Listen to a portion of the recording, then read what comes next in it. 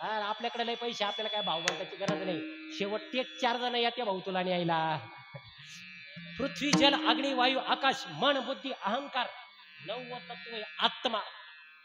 देवानं ज्याच्या त्याच्या कर्मानुसार आत्मा फिट केला.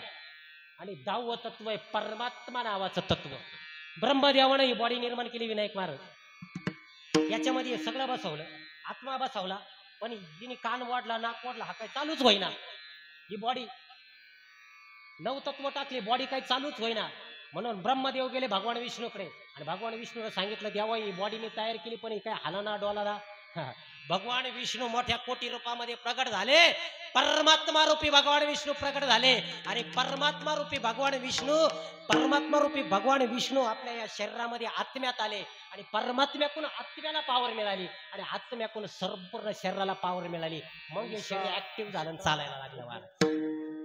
म्हणून आपण नाही म्हणत का आपली दोर परमात्म्याच्या हातात आहे, केव्हा जाईल. परमात्मा म्हणजे तोच भगवान विष्णू रूपी. साधं सांगू का, मोबाईल तुम्ही स्क्रीन गार्ड टाकला, बॉडी टाकली, सगळं मी नेहमी उदाहरण देत असतो, सगळं टाकलं, जिओचं सिम कार्ड पण टाकलं, चालू होईल का संतोष महाराज?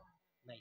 त्याला तो 239 रुपयाचा 2Gचा अनलिमिटेड टॉक टाइम टाकल्याशिवाय फोन लागन का? तसं भगवंतानी 100 वर्षाचा टॉक टाइम मारून ठेवलाय तुम्हाला आम्हाला. शतवर्षाची गणनारेन तुम्ही वासुदेव वासुदेव म्हणा. 100. बरं, हे झालं जन्माला आल्यानंतर अवस्था आहे महाराज. किशोरावस्था, युवा अवस्था, प्रौढ अवस्था आणि मृत्यू अवस्था, ह्या सर्व अवस्था आहेत. आता मध्ये पण भरपूर जांगरगोत्ता करून ठेवलाय देवाने, पण आता ते काही मी सांगत नाही. शेवटचं तुम्हाला मरण अवस्थेला तुम्ही आल्यानंतर ज्यांनी चांगलं कर्म माते मावलं ना बारीक आहे का, आता त्यांनी एखाद्याने जर चांगलं कर्म बच्चू काका केलं असेल तो टपकन जातो. चालता बोलता आपण नाही म्हणत का एकादशीला गेला बाई काय चांगलं, चालता बोलता जवान होता, जायला नको, चालता बोलता आई साहेबांना सुद्धा चालता बोलता मरण आलं. हे मरण खूप चांगलं. जन्मापेक्षा मरणाचा सोहळा फार गरजेचा आहे. अहो काही नाक गाव वैतकलं पण जाईना, गाव वैतकलं, डॉक्टर वैतकले, डॉक्टर म्हणतो शिरच सापडा ना मला, ती स्किनच नाही इंजेक्शन द्यायला, पण जाईना महाराज. म्हणून मरण फार गरजेचं.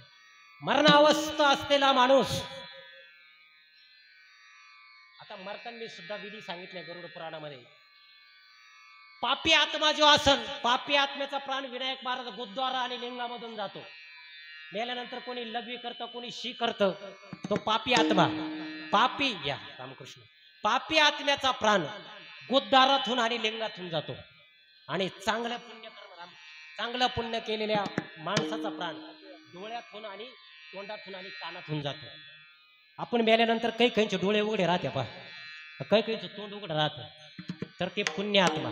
बरं, मेल्यानंतर सुद्धा त्याच्या दरबारात दरवाजे, दरवाजे जसे काही राजकारणी लोक पेनं वापरतात, काम करायचं असेल नाही करायचं असेल पेनं असतात विशिष्ट, तसे यमाच्या दरबारात शंकर महाराज दरवाजे पूर्व बाजूचा, पश्चिम बाजूचा, उत्तर बाजूचा चांगल्या लोकांकरता, सत्याला आडवे नाही येणारे, पंक्तीनं उडवणारे, चांगले वागणारे त्यांच्याकरता, सत्याला ताण देणारे, लेकीबाळीचं लग्न मोडणारे त्यांच्याकरता दक्षिण बाजूचा दरवाजा.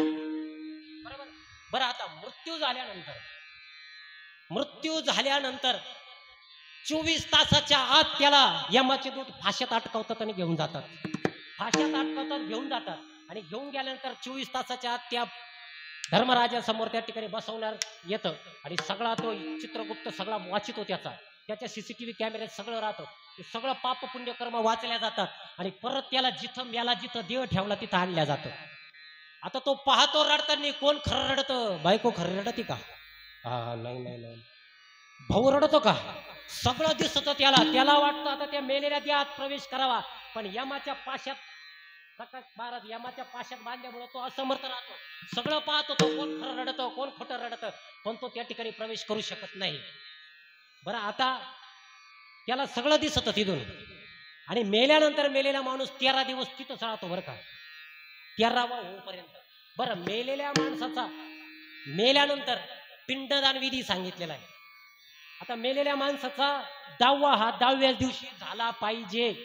बाबाजी काही न वेळ नाही, घरात लग्न आहे 5व्या दिवशी, कुठेतरी जायचं 4थ्या दिवशी, अजिबात नाही, एकदम चुकीचं. हे असं करू नका माता माऊल्यांना. मी नाही बोलत, गरुड पुराणामध्ये पक्षीराज गरुडाने प्रश्न विचारला विष्णू भगवंताला, देवा माणसाच्या अंतकाळी प्राण कसा जातो आणि कुठून जातो आणि तो गेल्यानंतरचा त्याचा प्रवास कृपा करून तुम्ही मला सांगावा. प्रश्न केलाय गरुड पक्षाने. आणि त्याच्यामध्ये भगवान विष्णूने सांगितलंय 13 दिवस तो जीवात्मा तिथंच असतो आणि मेल्यानंतर अग्नीच्या हवाली ते शरीर करतात. भगवंतानी पृथ्वीवर पाठवलेला देव म्हणजे अग्निदेवता. अंत्येष्टी हा सोहळा आहे आणि मेलेल्या माणसाचं शरीर अग्नीच्या हवाली करावं. माणसाला जाळल्यानंतर आपण तिथं एक पिंड देतो, बरोबर. तिथं एक पिंड दिल्यानंतर त्या पिंडातून त्या माणसाचा हातभर लांबीचा देह तयार होतो. बारीक माहिती चिकित्सक माहिती आहे का? आणि हातभर लांबीचा देह तयार होतो त्याला म्हणतात पिंड देह प्रकारे, बरं का भाऊ, त्याला म्हणतात पिंड देह. आणि तो पिंड देह हा 12 वर्ष प्रवासामध्ये वर्ष श्राद्धापर्यंत तो पिंड देह